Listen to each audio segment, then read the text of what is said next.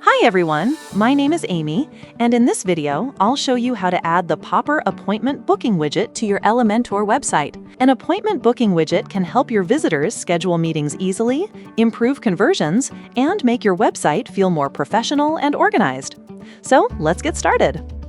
First, go to your Popper dashboard, then click on Websites.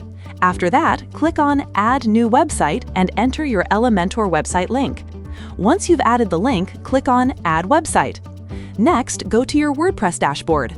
In the Plugins section, search for the Popper plugin, then install and activate it. After activation, click on Popper from the left sidebar. Then check your email and click on Save Account Email. Now go to your Popper dashboard. Once you're there, click on Widgets, and after that, click Create New Widget. Now search for Appointment Booking and open the widget.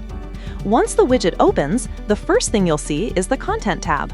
Here, you can change the widget title and edit your services, including the service name, price, and duration.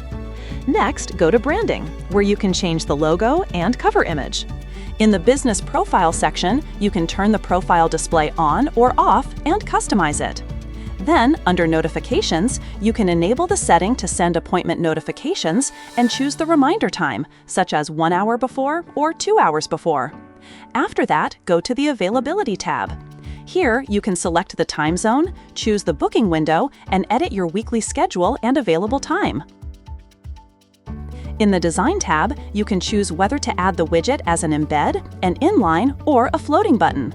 Then, in Styling, you can change the widget width, background, accent, and text colors. Once you're happy with the customization, click Publish Widget. After publishing, copy the installation code. Copy that code and go to your Elementor site editor. Now add an HTML block, paste the code inside it, and publish your site. Once your website is live, refresh the page, and your widget will appear successfully. That's it for this video. I'll see you in the next one.